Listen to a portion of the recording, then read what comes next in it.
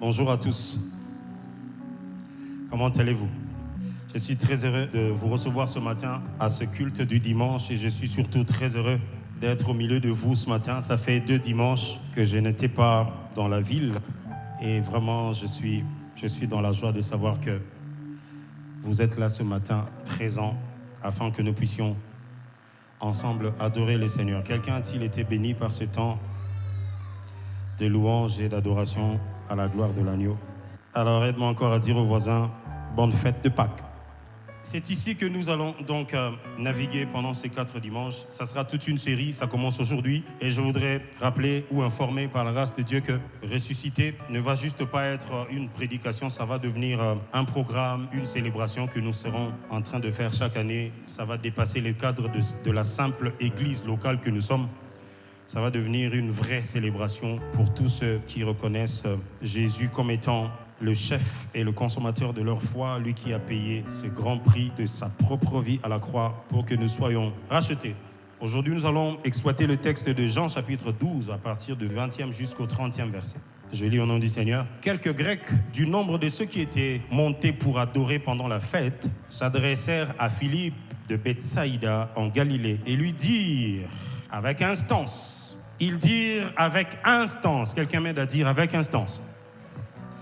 Seigneur, ils disent Seigneur, nous voudrions voir Jésus. Quelqu'un m'aide à dire nous voudrions voir Jésus. Philippe alla le dire à André, puis André et Philippe le dirent à Jésus. Verset 23. Jésus leur répondit, l'heure est venue. Lisez avec moi ce verset s'il vous plaît. L'heure est venue où le Fils de l'homme doit être glorifié. La suite.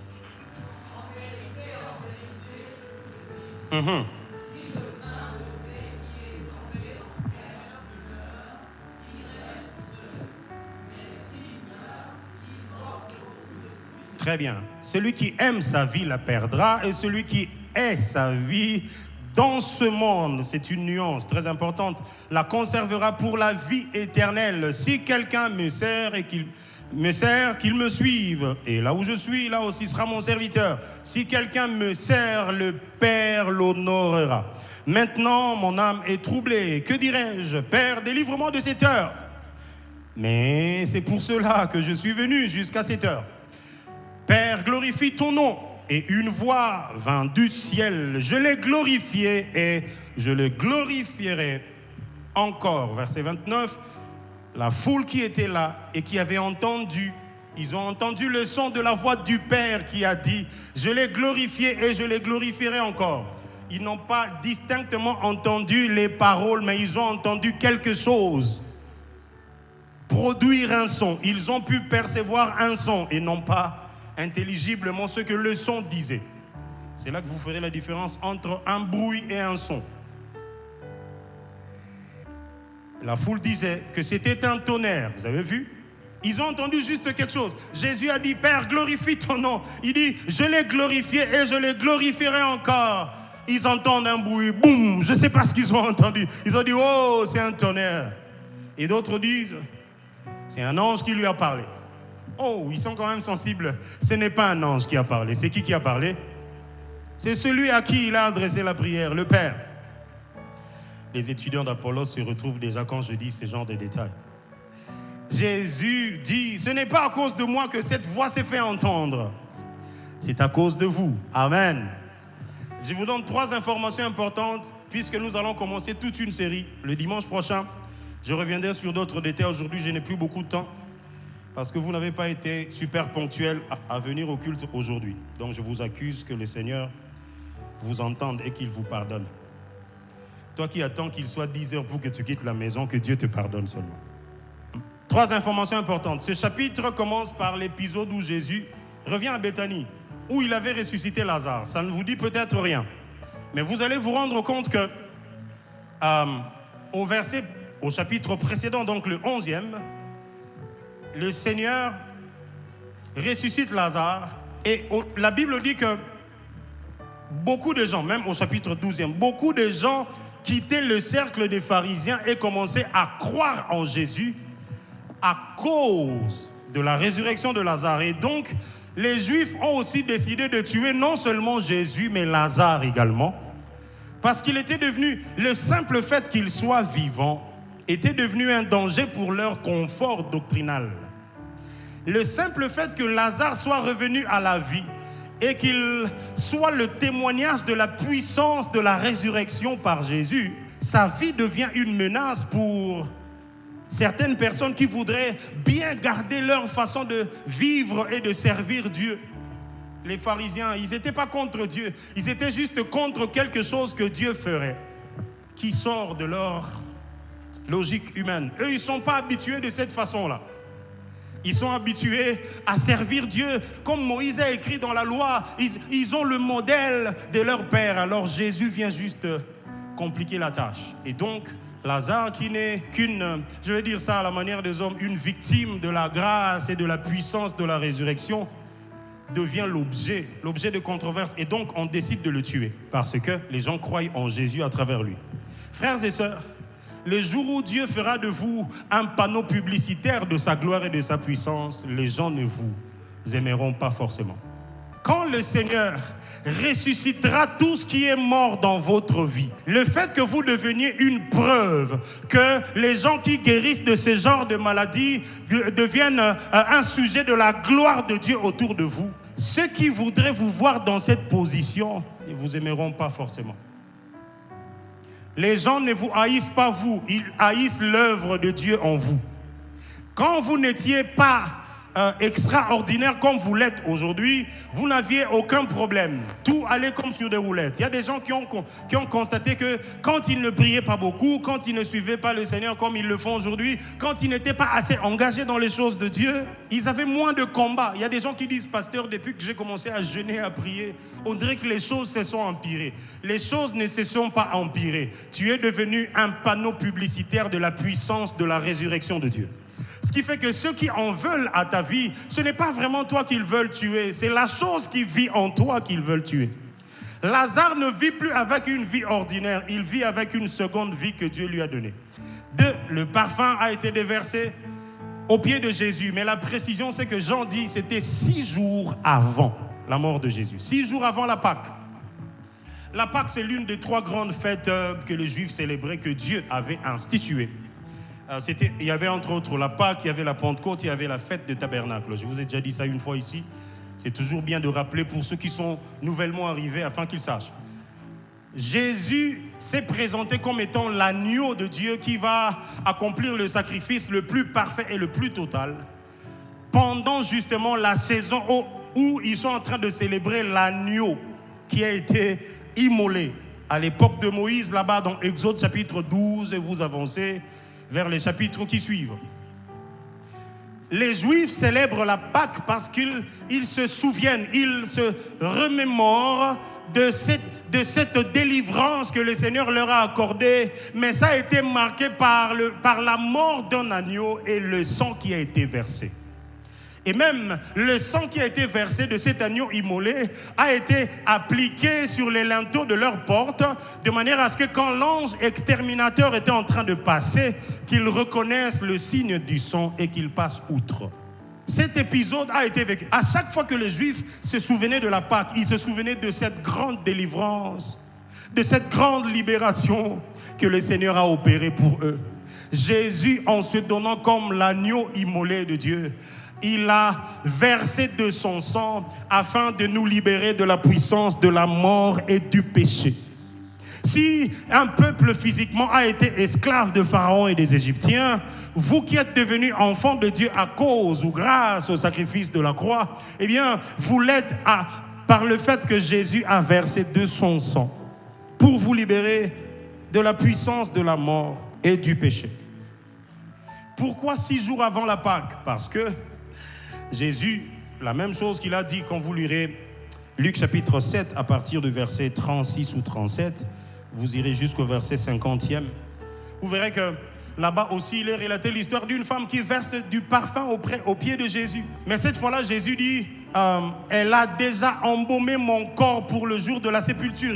Il a dit la même réponse à Judas qui murmurait en disant, ce parfum, on peut le vendre et donner l'argent aux pauvres. Il dit, on peut vendre ce parfum à 300 deniers afin de donner l'argent aux pauvres. 6 jours avant la mort, ça ne vous dit peut-être rien, mais Jésus est en train de passer ses dernières heures en tant qu'humain sur la terre. Jésus est en train de passer ses derniers jours sous le soleil dans le format Fils de Dieu, parole incarnée, devenue chair pour sauver les humains que nous sommes. 6 jours avant la Pâque est aussi très significatif parce que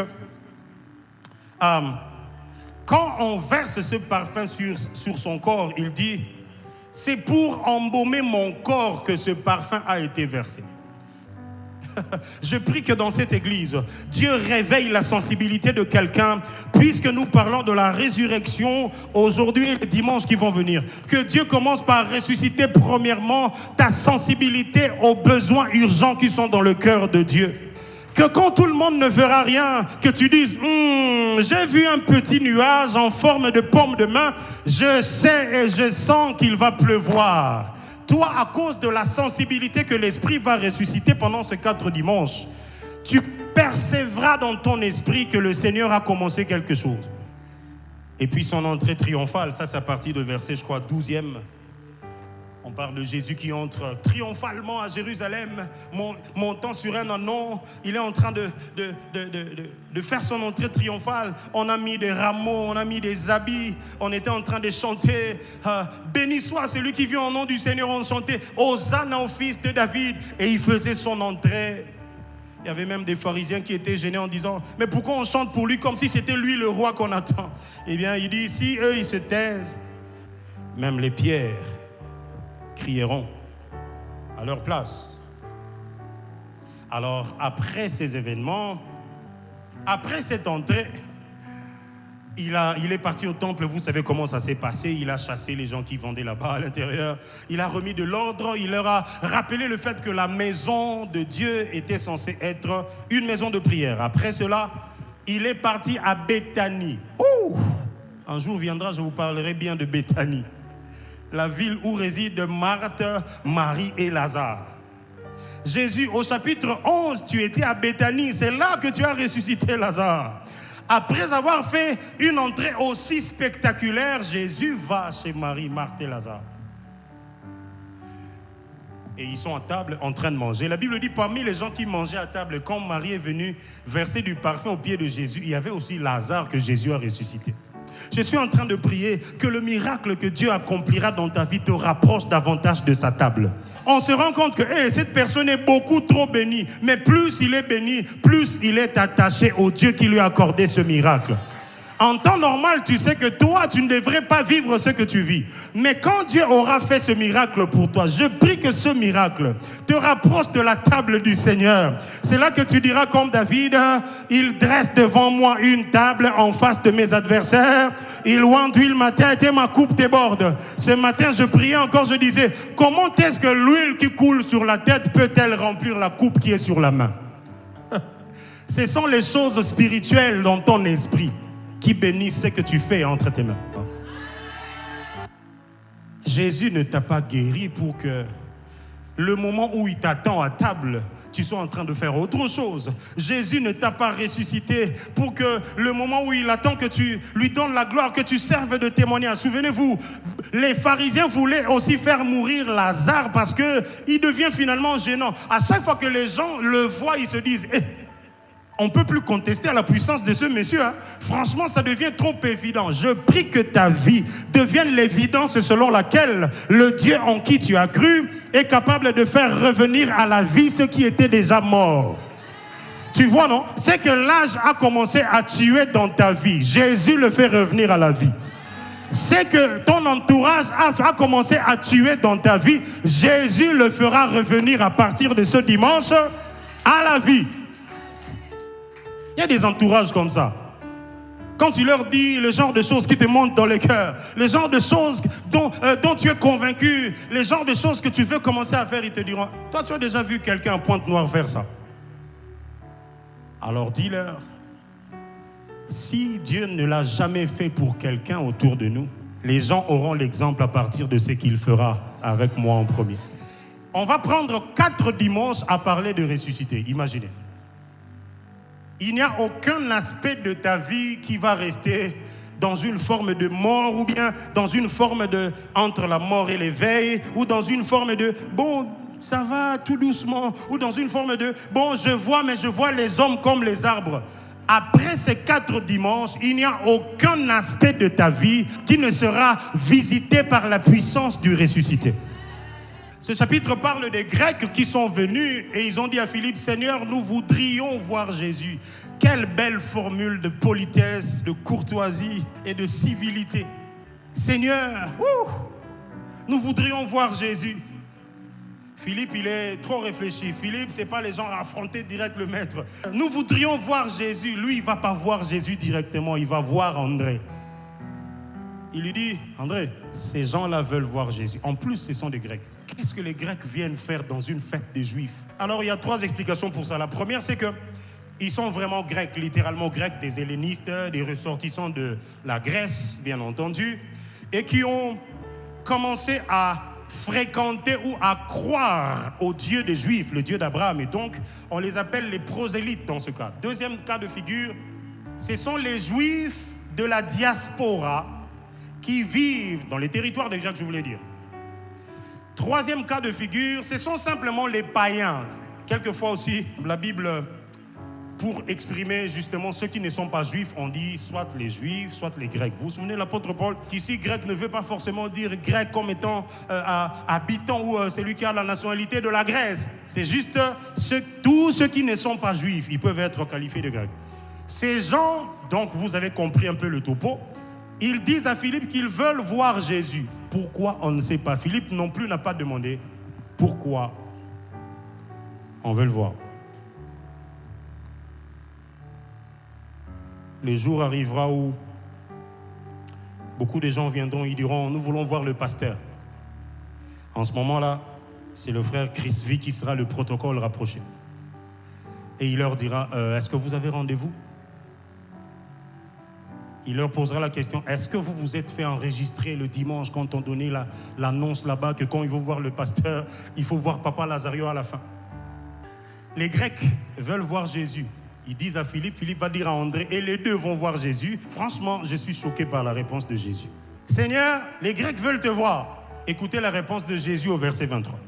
L'heure est venue où le Fils de l'homme doit être glorifié. Il ne s'arrête pas là. Il dit, en vérité, je vous l'ai dit, si le grain de blé qui est tombé en terre ne meurt, quelqu'un m'aide à dire, tomber en terre. On n'a pas dit tomber sur terre, regardez bien. On a dit tomber. Est-ce que quelque chose tombe en terre? Quand je fais tomber quelque chose, si je fais tomber cette bouteille, ça tombera en terre ou sur terre? Pourquoi on dit tomber en terre? Enterré, bien sûr. Ça veut dire que ça va aller enfoui dans les profondeurs. Je ne sais pas comment, mais il y avait sûrement quelqu'un qui avait déjà creusé et le grain tombe en terre. Si le grain de blé qui est tombé en terre ne meurt, il reste seul, mais s'il meurt, il porte beaucoup de fruits. Celui qui aime sa vie la perdra, et celui qui hait sa vie dans ce monde la conservera pour la vie éternelle. Seigneur Jésus, on est venu te voir.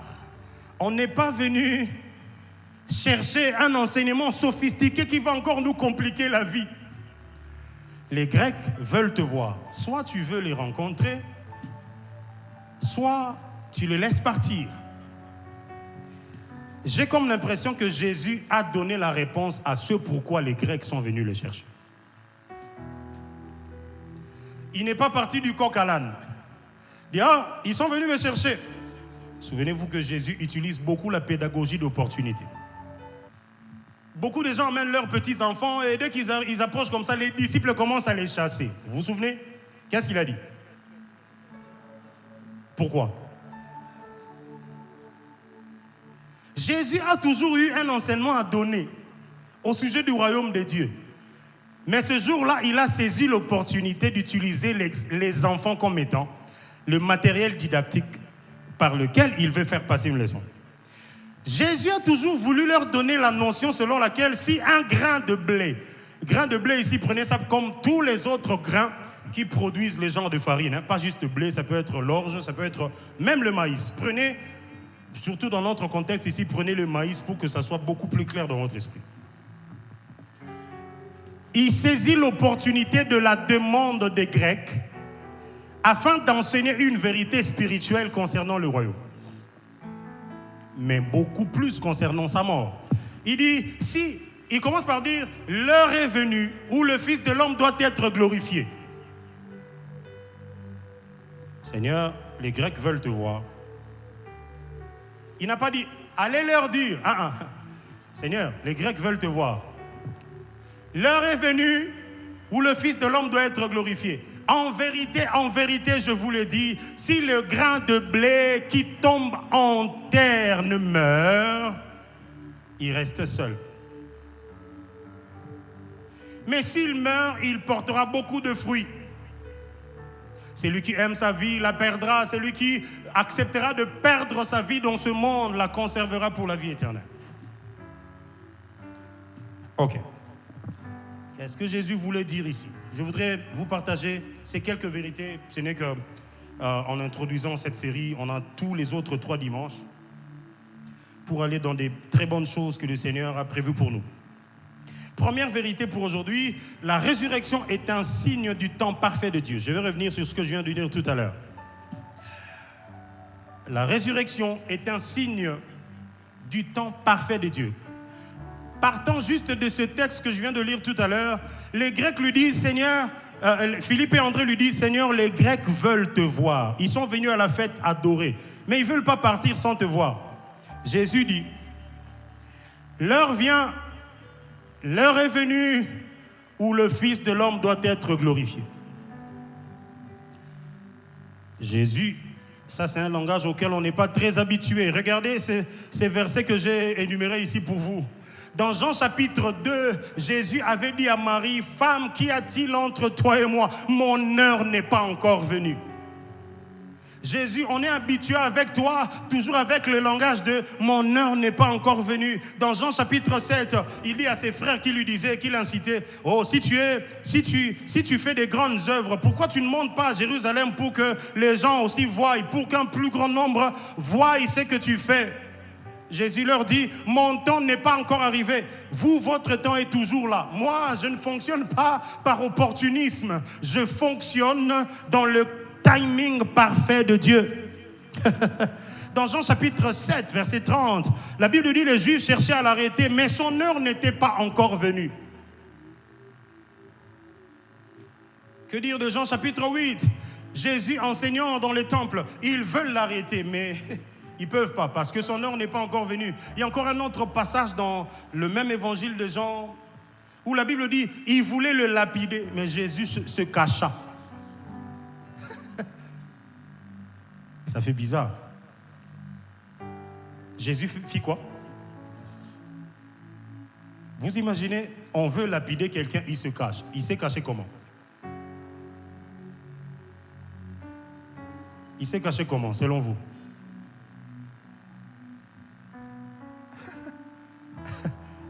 Il a trouvé un coin, il est parti se cacher derrière un mur, il est entré dans un sous-sol. En tout cas, je ne sais pas ce qui s'est passé, mais il s'est caché. Frères et sœurs, on ne peut pas parler de la résurrection sans parler du temps parfait de Dieu. Maintenant que l'heure de la résurrection est arrivée, Jésus leur dit, l'heure est arrivée afin que le Fils soit glorifié. Si vous voulez vivre la résurrection de Dieu dans votre vie, la première des notions que vous devez intérioriser et intégrer dans votre marche en tant qu'enfant de Dieu, c'est que Dieu fait chaque chose bonne en son temps. Jésus, on est habitué avec toi à dire, mon heure n'est pas encore arrivée. Jésus, ils n'ont plus de vin, mon heure n'est pas encore arrivée. Jésus, va te montrer là-bas à la fête de Jérusalem, mon heure n'est pas encore arrivée. Jésus, pourquoi tu ne laisses pas qu'on puisse t'arrêter? Mon heure n'est pas encore arrivée. Subitement, le jour où les Grecs veulent le voir, il dit, l'heure est arrivée, où le Fils de l'homme doit être glorifié. Jean chapitre 12, il dit, l'heure est venue où le Fils de l'homme doit être glorifié. C'est ça que je viens de lire. 12, le verset 27 dit, maintenant mon âme est troublée. Que dirais-je, Père? Délivre-moi de cette heure. Non, c'est pour ça, c'est pour cette heure que je suis venu jusqu'ici. Quand tu sais le timing parfait où Dieu a prévu de faire des choses différentes dans ta vie, tu te places dans la configuration d'accepter de prendre le chemin vers lequel tu hésitais toujours, parce que tu sais que de ce chemin-là dépend l'issue vers laquelle tu veux déboucher vers la gloire que Dieu a prévue. Vouloir vivre la résurrection sans penser au fait que ça passera par l'humiliation, par la trahison et par la mort, ça va être difficile. Ici, on est au chapitre 12e. Le chapitre 13e, c'est là que Judas a reçu le morceau trempé après que Jésus ait lavé les pieds de ses apôtres. Judas a reçu le morceau trempé de Jésus. Et la Bible dit, Satan est entré en lui, il est parti trahir Jésus. Il a pris de l'argent pour le trahir et tout. L'heure de Dieu, quand elle sonne pour votre glorification, elle vous prépare à commencer à vivre toutes ces choses qui précèdent la gloire. Si vous voulez vivre la résurrection, alors vous devez être prêt à reconnaître l'heure pendant laquelle Dieu veut commencer le processus de brisement dans votre vie. Si vous voulez, pendant ces 4 dimanches, passer de la mort à la vie, parce que vous avez comme l'impression que, bon, pasteur, ça vit, mais c'est pas totalement ça. Je suis en train de progresser, mais c'est pas encore ça. Je suis en train de servir le Seigneur, mais c'est pas encore ça. Il est possible que la vie de Dieu n'a pas encore commencé à couler pleinement et qu'il faut, dans ces conditions, reconnaître. L'une des meilleures façons pour vous de dire à Dieu que vous reconnaissez son heure, c'est de le laisser vous briser. Je vais le dire tout à l'heure bien. Quand vous dites l'heure de Dieu, l'heure est arrivée, le Fils de l'homme doit être glorifié. Ouh, la gloire dans la Bible est toujours précédée. Regardez au chapitre 13e, le verset 1er, la Bible dit, Jésus, sachant que son heure était venue de passer de ce monde vers le Père, il mit le comble à son amour, il a pris un bassin, il a rempli d'eau, il s'est ceint d'un linge et il a commencé à laver les pieds de ses apôtres, de ses disciples. Quand vous reconnaissez le temps de la glorification de Dieu qui est toujours précédé par une forme de trahison, humiliation et tout ce qui va avec, l'une des choses que vous adoptez comme attitude, c'est que vous vous mettez en position de serviteur. Dans cette église, l'une des caractéristiques de Dieu qui feront éclater la gloire au milieu de nous, c'est la capacité que quelqu'un a à devenir serviteur de l'autre. De toutes les façons, être serviteur de Dieu, c'est servir les hommes à travers. Qu'est-ce que je dis? Servir Dieu à travers les hommes. Si vous voyez quelqu'un se dire serviteur de Dieu et qui ne sait pas servir les hommes, alors sachez tout simplement qu'il sert tout sauf le Dieu de la Bible. Ce jour-là, Jésus scandalise, choque ses disciples. Il y a même Pierre qui dit non, Seigneur, tu ne peux pas faire ça. Combien de fois j'ai entendu les gens dire « Ah, pasteur, laissez-moi faire ». Un jour, je voulais recevoir un frère ici. Il ne prie pas ici, il voulait me voir alors.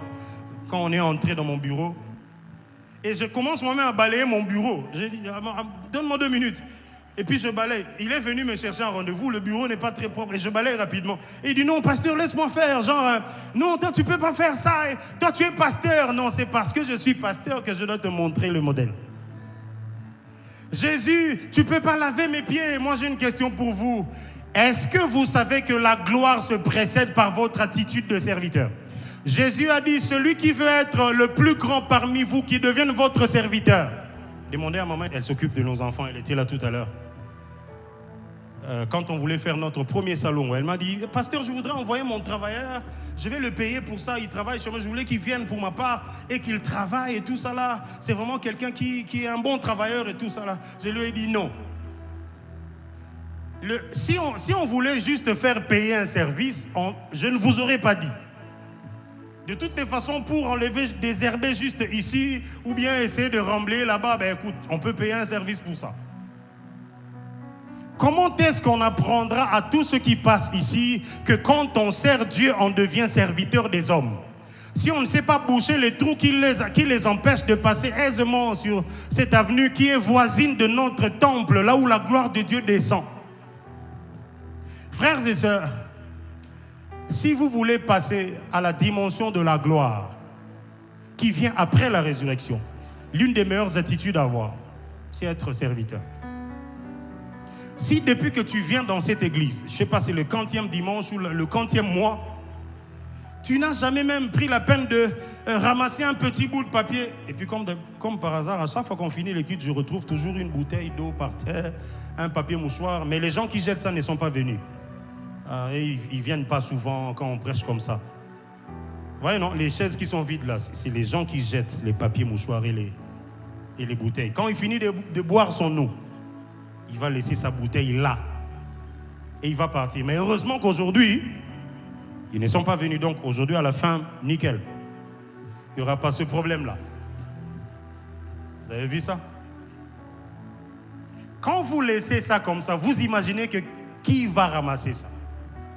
Jésus, sachant que son heure est arrivée, quand vous reconnaissez l'heure de la gloire de Dieu, vous vous faites serviteur des autres, sans qu'on ne vous envoie. Je serais tellement heureux que certaines choses pour lesquelles on s'époumonne encore, que ça devienne des choses qui se passent aussi naturellement, sans effort, parce que tous ceux qui viennent dans cette église ont compris qu'ils servent Dieu et non pas les hommes. Malheureusement, ou heureusement, Dieu, on ne le voit pas. Donc, en servant les hommes, vous servez qui? Dieu. Je l'ai dit dans mon livre Double Portion que je vais bientôt vous disponibiliser. On sert Dieu à travers les hommes. Jésus, quand Pierre refuse, non Seigneur, s'il te plaît, laisse plutôt, c'est pas toi qui dois me laver le pied, c'est plutôt moi. Jésus dit, laisse faire, tu comprendras après. Quand on dit Jésus a lavé les pieds des apôtres, vous imaginez que c'était des pieds qui sortaient des chaussettes et des chaussures qui ont fait manicure, qui ont fait pédicure. Tu vois tes pieds là, tu fais pédicure chaque 2 semaines. Même si je prends un bassin pour laver vos pieds, je n'aurai pas beaucoup de problèmes. Les pieds que Jésus lave, ce sont les pieds des gens qui ne prennent jamais du transport. 1. Ils marchent toujours à pied. 2. Dans la poussière du désert. 3. Ils sont toujours en sandales, pas en chaussures fermées. 4. Pas de chaussettes, pas de rien. Maintenant, tu as réalisé de quel pied s'agissait. Frères et sœurs, quand vous pensez servir le Seigneur, ne pensez pas aux grandes choses. Ne pensez pas porter la veste et la cravate, vous tenir ici. Frères et sœurs, servir Dieu, c'est servir les hommes.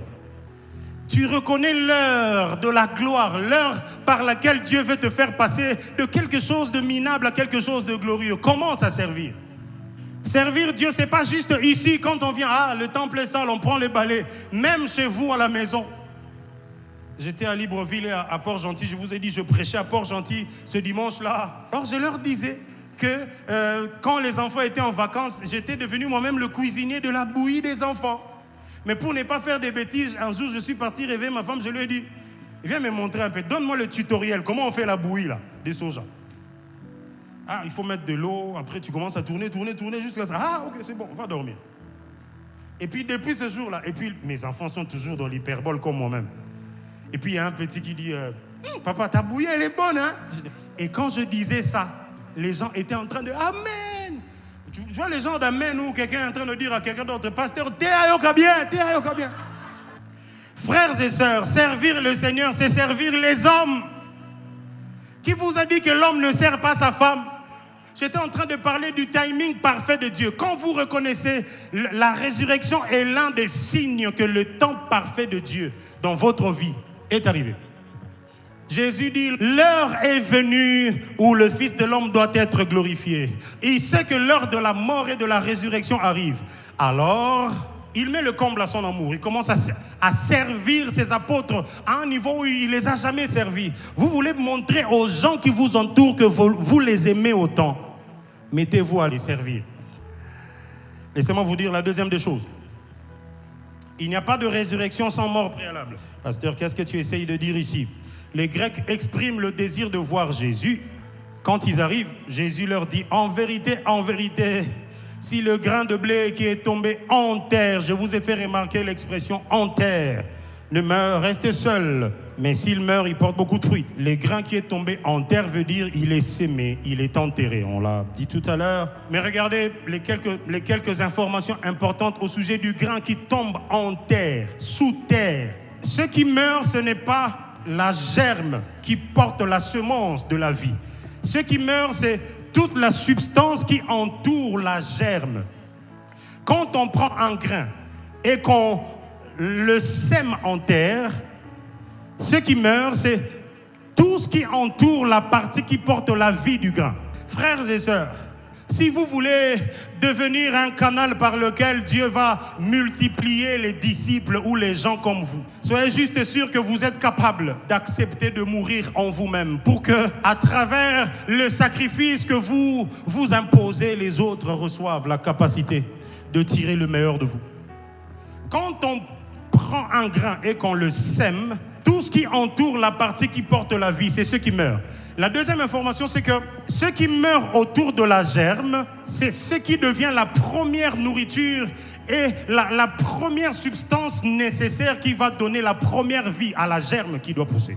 Quand le Seigneur te demande de mourir en toi-même, il ne te demande pas de mourir littéralement physiquement. Il te demande de faire mourir juste le petit grain d'orgueil qui est en toi. Or, autour de ta vie, il y a comme ce petit grain d'orgueil qui est en train de vouloir de plus en plus refaire surface. Cette incapacité à demander pardon quand tu te sens fautif, quand tu sens que le climat est abîmé à cause de ta mauvaise attitude.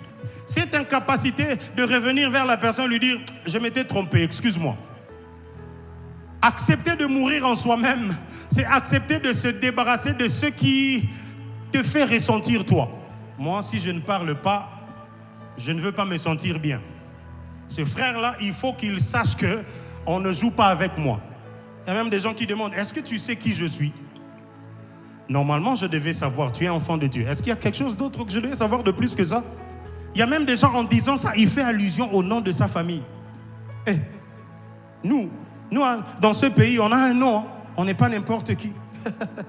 Frères et sœurs, si cet orgueil ne meurt pas, la petite vie de Dieu qui est en vous ne va pas germer.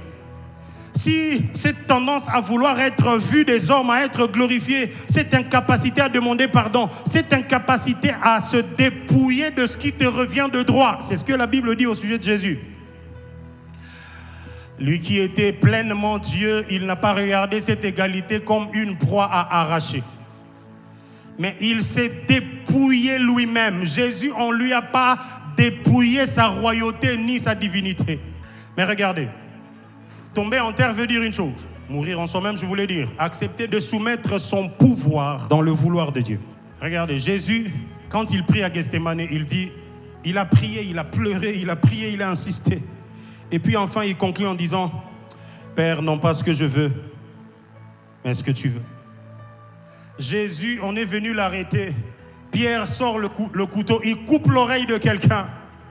Jésus dit, remets ton épée. Si j'avais besoin d'intervention, j'allais appeler 12 légions d'anges. Jésus a dit à Pierre, ouh, laisse tomber. Ici, il est juste question d'accepter de mourir afin que plusieurs autres vivent.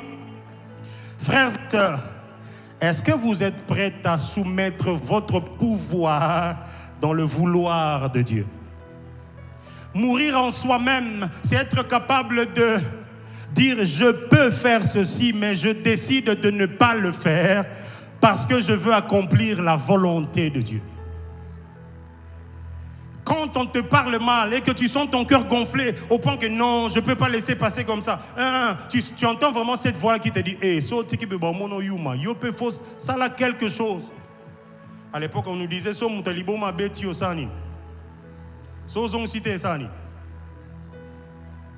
c'est trop facile, hein?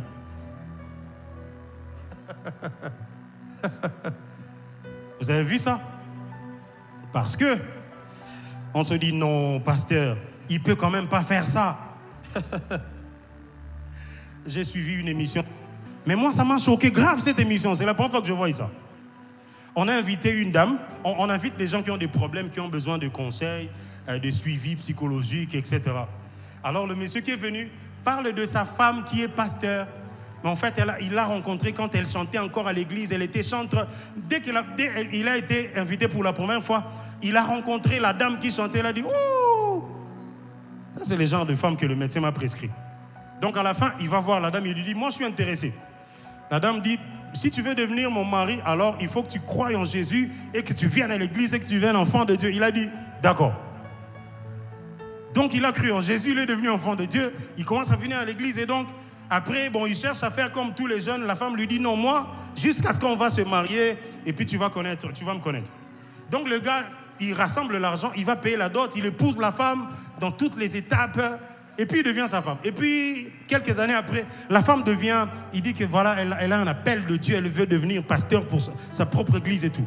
L'homme a beaucoup d'argent, il investit, il donne ce qu'il faut, on construit tout un temple, on met du matériel dedans. La femme est devenue pasteur. Dès qu'elle est devenue pasteur, la première des choses, elle commence à appeler son mari, son enfant à l'église. Ça veut dire que ici tu es mon enfant seulement, comme tout le monde. Le mari, il y a des jours comme ça, le culte fini, il veut parler à sa femme. La femme lui dit, assieds-toi là-bas, assieds-toi là-bas. Je ne vais pas laisser tout le monde ici à cause de toi. Tu es l'enfant comme tout le monde. Maintenant, le prophète Moualobara, aide-moi à dire aux voisins, l'abrisement. Et c'est pas fini. Elle lui dit, même à la maison, je suis l'autorité spirituelle de la maison. Et donc, l'homme doit se soumettre à elle parce que, 1, elle est son pasteur. 2, elle est l'autorité spirituelle et à l'église et à la maison. 3, elle va sortir de l'argent, de gros montants dans le compte. Elle va utiliser, je ne sais pourquoi. Quand le mari vérifie, il dit, oh, mais j'ai vu que tu as sorti de l'argent, pourquoi tu ne m'as pas dit? Il dit, pourquoi je dois te dire? C'est moi l'autorité ici. Alors le gars, il en a eu là. Je ne vais pas vous dire les autres choses, les enfants sont déjà venus. Les autres choses, des maris et des femmes, quand c'est le moment où la femme lui dit, chut, toi tu as le désir de la chair, moi je suis en consécration ici. Alors il est venu chercher de l'aide et il y a un pasteur, un vieux papa, qui donne des conseils. Il a grondé sur la jeune fille, il lui a parlé, il lui a donné des conseils. À la fin, on a donné la parole à la femme, elle a dit, je ne change pas ma décision. Je reste l'autorité suprême de la maison. Et donc, mon mari devra se soumettre. Mourir en soi-même, c'est accepter de céder son pouvoir au bénéfice du vouloir de Dieu. Je peux montrer à cette femme que je peux la taper, mais je ne peux juste pas la taper parce que ça ne sera pas la bonne solution. Je peux appeler 12 légions d'anges juste pour montrer à ces gens que je ne suis pas n'importe qui. J'appelle pas. Frère, vous savez combien c'est beaucoup plus douloureux de vivre le brisement dans un contexte où tu as tous les moyens pour montrer aux gens que tu n'es pas comme on dit. Quelqu'un a déjà vécu ça? Vous voulez vivre la puissance de la résurrection pendant ces 4 dimanches? Commencez par vérifier votre capacité à soumettre votre pouvoir dans le vouloir de Dieu. Je ne vous prêche pas l'histoire de nous dans notre tribu, l'homme est toujours. Je vous prêche la parole du royaume de Dieu. Ici, l'homme est le chef de la femme, mais lequel de chef se sacrifie pour que sa femme, son église, son épouse soit glorifiée?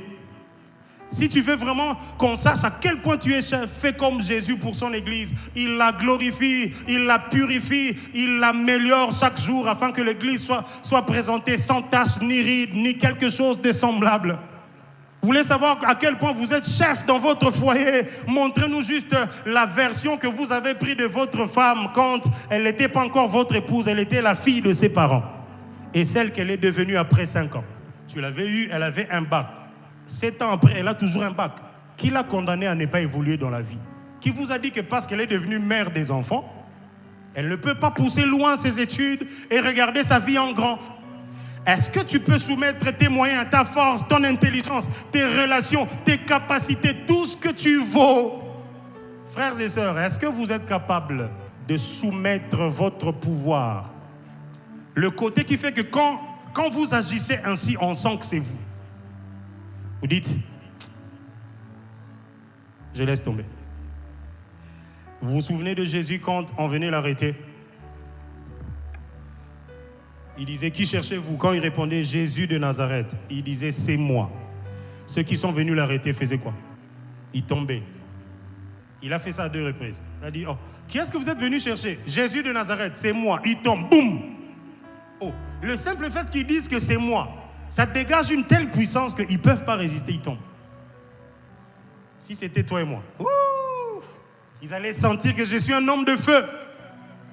Dieu veut ressusciter des choses en vous. Dieu veut ressusciter votre foyer. Dieu veut ressusciter votre vie de prière. Dieu veut ressusciter votre vie de consécration. Dieu veut ressusciter vos relations à gauche, à droite. Dieu veut ressusciter votre carrière. Dieu veut ressusciter vos affaires. Est-ce que vous êtes prêts à soumettre votre pouvoir? Soumettre son pouvoir au vouloir de Dieu, c'est avoir tout ce qu'il faut, mais demander quand même son avis avant de faire ce qu'on est censé faire parce qu'on a tout ce qu'il faut pour le faire.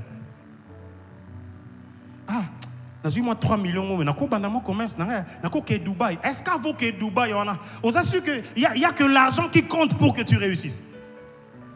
Est-ce que derrière ce projet, Dieu peut se sentir Dieu? Hein, maman Darren? Derrière ce projet, tu as beaucoup de choses. Tu as déjà des choses que tu réunis, des choses que tu as mis de côté, les projets même pour les études des enfants à l'étranger. Tu as beaucoup de choses en tant que parent dans le cœur. Est-ce que ces projets peuvent venir aujourd'hui en disant à Dieu, déjà, c'est la seule façon qui prouve à Dieu que cet enfant est prêt à vivre la gloire de la résurrection. Alors je prie ce midi que Dieu ramène nos cœurs à ce genre d'humilité, de dépendance et de soumission. Quelquefois, quand on sait que tout est réuni, on ne cherche plus la volonté de Dieu. Quelquefois, quand on sait qu'on a ces relations-là, on dit « Ok, attends, je vais passer un coup de fil. » Tu passes comme ça, le coup de fil ne passe pas. Quand on est devant des difficultés, le premier réflexe qui nous vient à l'esprit, c'est la relation du haut placé qu'on a quelque part qui peut nous décanter la chose. En ce moment-là, Dieu, quand il vous regarde, il se dit « Ouh, il a du pouvoir, ma fille. Hein? Elle a du pouvoir. Daline, elle connaît des gens jusqu'au Parlement, jusqu'au Sénat. Mon fils, Chris V. Lui, il a des gens jusque là-bas à Total Énergie, à 80 km de la côte. Il a des relations. Quand il est en problème, il a un projet qui a besoin de réussir dans le domaine. Il ne pense pas d'abord au vouloir de Dieu. Il pense au pouvoir, à son carnet d'adresse. Il veut passer des coups de fil en se disant « Nene Ebeli, oncle, on a ramené quand même un service belé. Nene Ebeli, et si je l'appelle, il ne va pas hésiter. » Combien de fois n'avons-nous pas échoué parce qu'on a tellement compté sur notre pouvoir? Est-ce que vous avez un pouvoir? Est-ce que vous êtes prêt à le soumettre au vouloir du Dieu de votre résurrection? Courbons nos têtes. Mourir en soi-même, c'est accepter de soumettre son pouvoir au vouloir de Dieu. À chaque fois que je devrais normalement faire comme humainement on fait, parce que j'en ai la capacité, je me souviens qu'il y a un Dieu qui, au-delà de mon bon vouloir, a une volonté que je dois accomplir. On va encore chanter ce refrain. Masiaza lili c'est quoi? Nyonso yanga sokinga inazopema lokumo ezongela nkolo kufetiki esika na mwana mpate na Nzambe sokinga inazopema lokumo ezo. Chantons-les ensemble. Masia Zali, Masia Zali, c'est quoi? Ase kuisi nyonso yanga, sokinga i, anazopema, lokumonani, lokumwezongela, kufetiki.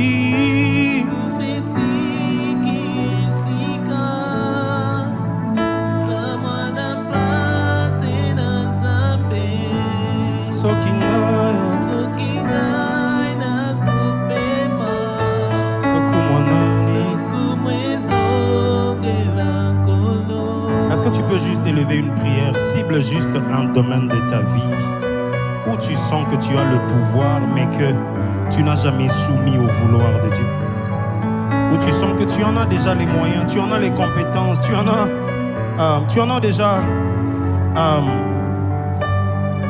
tout ce qu'il faut, tu as les moyens, tu as les relations, tu as l'argent nécessaire, mais on dirait qu'il te manque une chose, juste une chose. Dis au Seigneur, ce matin, je viens, j'accepte de mourir en moi-même. Seigneur, j'étais trop résisté. Est-ce que les voix peuvent monter? Parle à Dieu, parle à Dieu. Ça me bloque, ça me bloque, ça m'empêche de vivre la volonté parfaite de Dieu. Ça m'empêche d'expérimenter la gloire que Dieu a prévue en cette saison. Alléluia, cette capacité de ne pas lâcher prise. Alléluia, mourir en moi-même, accepter de laisser tomber en terre ma vie, en terre, afin que la vie de Dieu germe dedans. Oh Dieu, je t'en supplie, viens à mon secours. J'accepte de mourir en moi-même. Je voudrais prier comme cette femme qui a chanté, cette servante merveilleuse qui a chanté: brise, brise la force du moi qui combat mon âme et qui t'empêche d'œuvrer en moi. Oui Seigneur, à chaque fois que je suis devant les défis de l'humilité, j'ai du mal à m'humilier. À chaque fois que je suis devant les défis où je veux montrer aux gens que j'ai une épée qui peut couper l'oreille, je n'hésite pas. À chaque fois que je suis en possession de quelques moyens qui me permettent de pouvoir montrer à mon entourage que je sais faire les choses, je ne tiens plus compte du vouloir de Dieu. Je viens ce midi.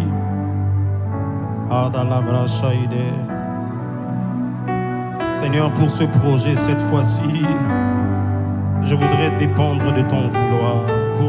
Pour ce problème de santé, à chaque fois que je vois des signaux, tout de suite je cours à l'hôpital, je vais dépenser de l'argent, je vais faire des examens, je vais faire la radio, l'IRM, le scanner.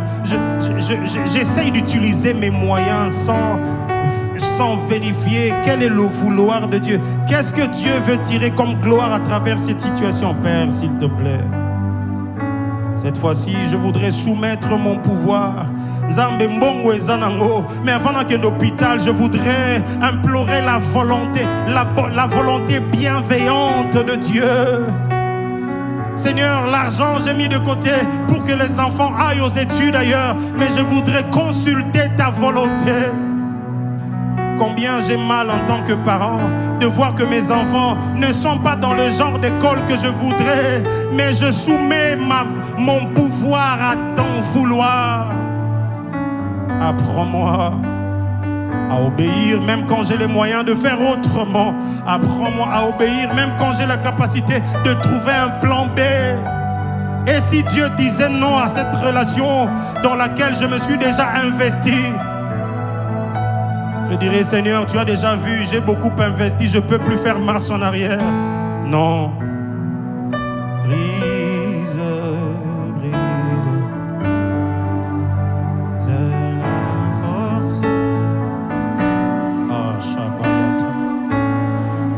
Chanter comme une prière avant de passer à la table du Seigneur. Brise, brise, brise, brise, brise. Je sais pas ta force, ton pouvoir, c'est à quel niveau. Chante-le comme une prière, je t'en supplie. Élève la voix encore une fois. Je t'en prie, brise, brise, brise. Brise la force du moi qui combat mon âme et t'empêche. Encore une fois. Oh, brise. Seigneur, mon cœur est dur à pardonner. J'ai du mal à pardonner. J'ai du mal à demander pardon. J'ai du mal à m'humilier. Je t'en prie, brise. Je justifie ça même par le fait que mon père aussi était comme ça. Je suis colérique. C'est comme ça qu'on est en famille. Ça, ce n'est plus la famille qui devait me définir. Je viens soumettre mon pouvoir familial à ton vouloir. Je t'en prie, brise. Abraïta Nagala. Je n'entends pas ta voix le chanter comme une prière. Dis-moi. Ces genres de phrases que je sors tout le temps. Moi je n'aime pas ça. Moi je supporte pas si. Je t'en prie, brise. Arabashakata. Andalabrazayate. Il y a des jours comme ça. Jésus, on lui disait: est-ce que tu es le roi? Il répondait pas. Pourtant il sait qu'il l'est. Seigneur, donne-moi de garder silence quand il le faut. Encore une fois. Brise. Brise. brise. Que dire de toutes les fois où on l'accusait injustement? Parle encore à Dieu juste pendant 2 minutes, s'il te plaît. Levons-nous si cela ne nous dérange pas, si on n'a pas d'enfant en main. Veuillons nous lever afin de parler au Seigneur dans cet élan. Tiens la main du voisin à gauche et à droite. Dis au Seigneur, je t'en prie, je t'en prie. Seigneur, cette incapacité qui m'habite, quand je suis sur le point de me justifier et qu'on ne me donne pas l'opportunité, oh Dieu, je t'en prie, brise, brise, brise cette impulsion, brise ce pouvoir, ce super pouvoir qui m'empêche d'être un agneau. Oh, est-ce que quelqu'un peut parler à Dieu? Si le grain qui tombe en terre ne meurt, Seigneur, je suis déjà tombé, mais je refuse de mourir. J'ai déjà commencé à mettre mes distances, mais je n'ai pas encore pris la décision finale.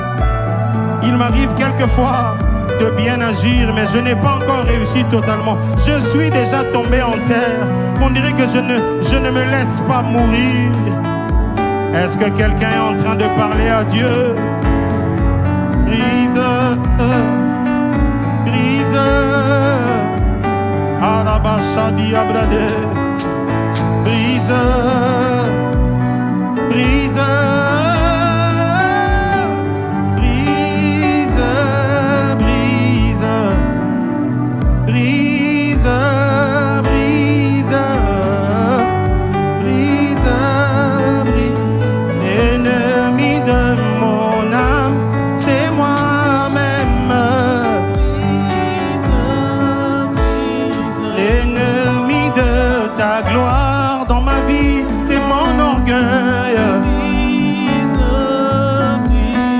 Sensation de vouloir être honoré à tout prix sans être capable de s'humilier. Ah, ce besoin de reconnaissance quand je fais des bonnes choses autour de moi, je te prie, brise. Cet excès de pouvoir en tant que mari, en tant que chef d'entreprise qui me hante au point de ne pas m'humilier quand je faute. Quand je suis fautif, je suis incapable de m'humilier parce que j'utilise ma position d'autorité. Brise.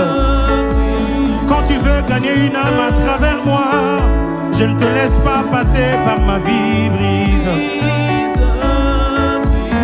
L'ennemi de mon âme, c'est moi-même. L'ennemi de ton œuvre dans mon cœur, c'est mon orgueil. L'ennemi de ta gloire, c'est mon immoralité. Brise le désir impur dans mon cœur. Brise toute semence qui ne convient pas. J'accepte de soumettre mon pouvoir à ton pouvoir. Brise. Comme Jacob, je veux sortir de ce lieu, transformé en Israël. Arabashande, brise, brise.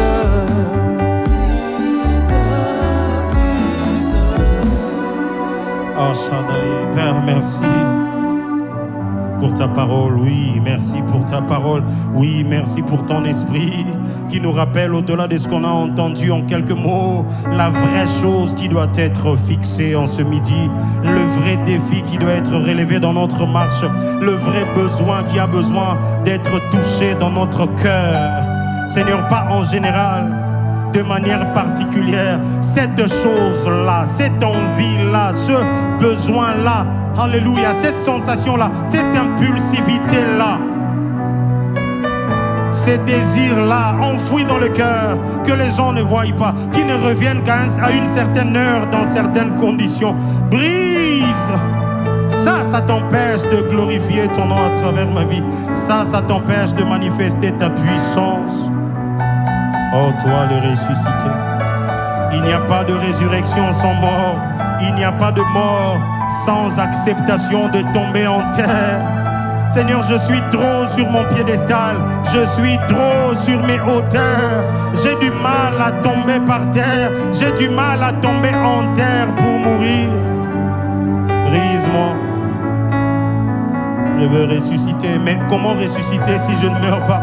Je veux que l'orgueilleux meure. Ce midi, je veux que l'impudique meure. Ce midi, je veux que le voleur meure. Comme Jacob, je veux que l'usurpateur meure. Ce midi, je veux que l'homme infidèle à sa femme meure. Je veux que la femme insoumise meure en moi.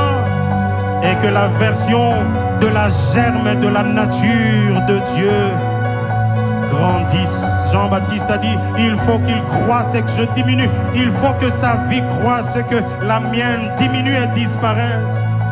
La vie charnelle, la vie qui trouve sa force dans les arguments des hommes,